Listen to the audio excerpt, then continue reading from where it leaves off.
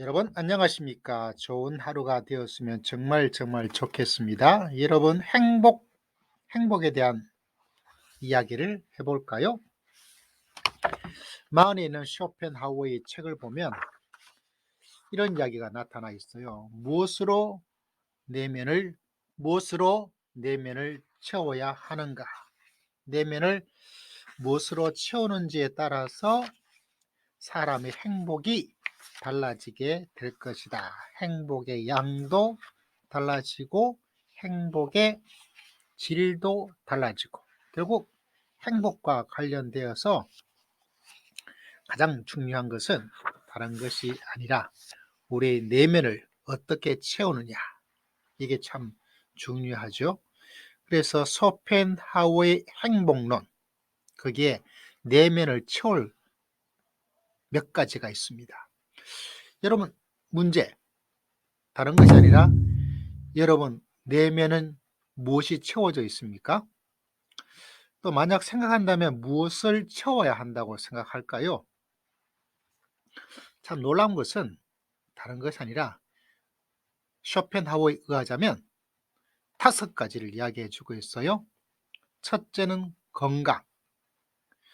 건강이 내면과 무슨 상관이 있을까라는 생각을 하게 되죠. 왜냐하면 쇼펜하우어에 따르면 건강한 정신, 내면을 건강이 좌우한다라고 이야기를 하고 있네요. 건강은 행복의 몇 퍼센트를 좌우할 수 있을까? 저자에 의하자면 무려 90%. 와, 90%예요. 그러니까 내면을 이야기하지만 외면, 건강이 행복의 90%. 여러분은 몇 퍼센트라고 생각합니까?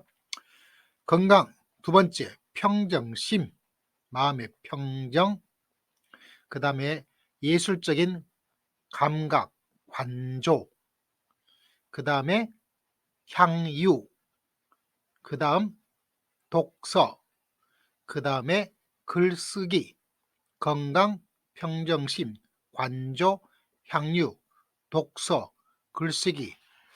이게 하나, 둘, 셋, 넷, 다섯, 여섯. 5가지가 아니고 6가지네요. 자, 잠시 한번 살펴보도록. 건강은 굉장히 중요합니다. 무려 행복의 90%.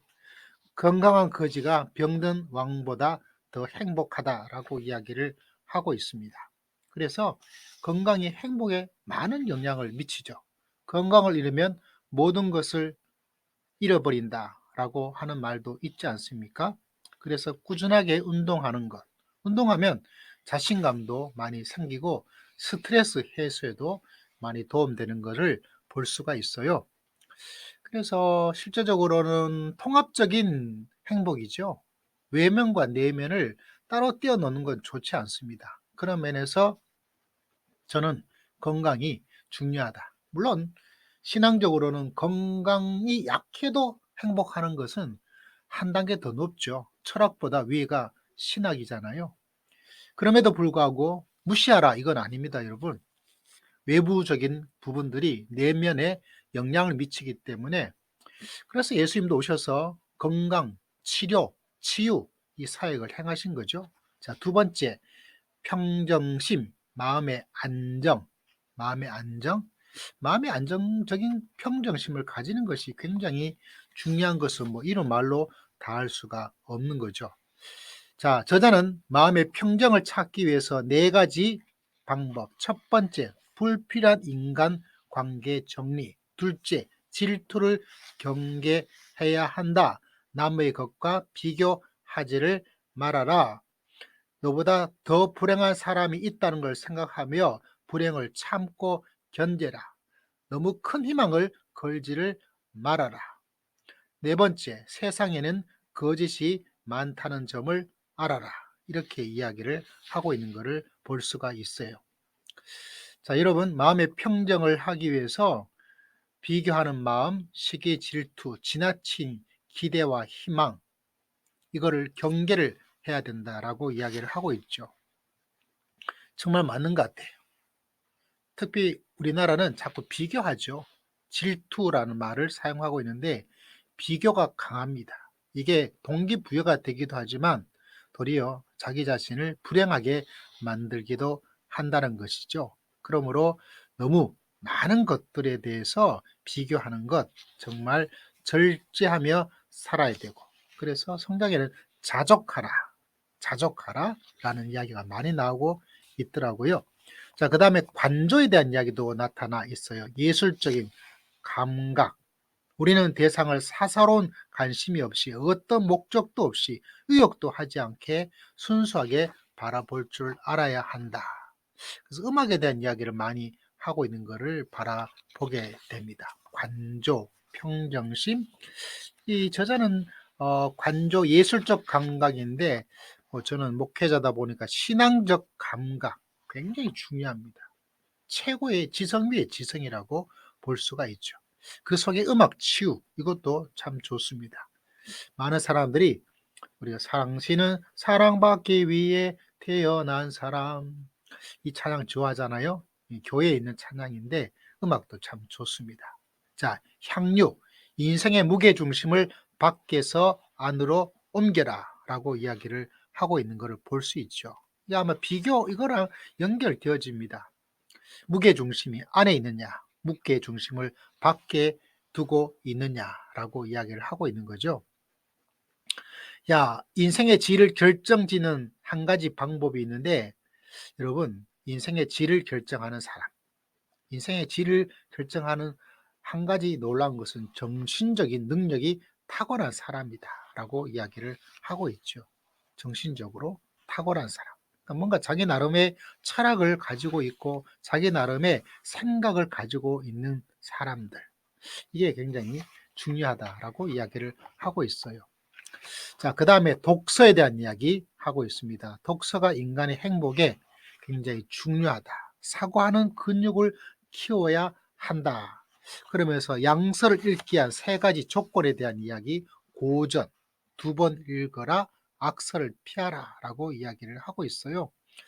여러분, 현대인들은 가장 약한 것 중에 하나가 뭐냐면 독서, 책을 안 읽죠. 책을 안 읽는 것만이 아니라 다른 것이 아니라 사고력이 너무 부족해요. 독해력이 부족하다, 이렇게 이야기를 하고 있습니다. 사진을 이해하는 능력이 부족하다, 성경을 이해하는 능력이 부족하다. 신앙인들 같은 경우에는 성경을 읽는 것도 참 쉽지 않죠. 근데 읽는 것보다 더 쉽지 않은 것이 성경을 어떻게 읽고 있느냐. 그래서 예수님도 그 당시에 사람과 이야기할 때 너희가 성경이 어떻게 기록되어 있느냐, 너희는 그 성경을 어떻게 이해하고 읽고 있느냐. 다시 말하자면 독해력의 문제가 심각합니다. 다른 말로 하자면 사유하는 능력이 부족해요. 그래서 여러분 혼자 실제로 책을 읽고 성경책을 읽고 이 능력을 키우지 않으면 뭐 이상한 목회자들 따라가고 이상한 이단들 따라가고 이상한 말하는 사람 따라가고 자기 자신의 행복을 파괴합니다. 속아 넘어가게 되는 거죠. 그래서 분명히 사유하는 능력을 키워야 돼요. 사유하는 능력. 그것이 실제로는 참 중요하죠. 자, 글쓰기에 대한 이야기도 하고 있습니다. 글쓰기 참 중요하죠. 글을 읽는 것 뛰어넘어서 자기 사유하는 그 생각을 글로 표현해서 드러낼 수 있도록, 이것이 자기의 행복을 만들어 갑니다. 이게 없다 보니까 자꾸 행복을 찾으려고 그러는데 불행해지게 될 수밖에 없는 거죠. 그 모든 것이 내 안에 정리하고 정돈되어 있지 않으면 안 된다는 것을 우리에게 보여주고 있습니다. 자, 그런 면에서 저도 전적으로 이 3장에 내면을 채워야 하는 것, 그 내면이 행복을 좌우할 텐데 어떤 것이 우리에게 필요할까, 이런 여러 가지 이야기를 하고 있습니다. 건강, 평정심, 관조, 향유, 독서, 글쓰기.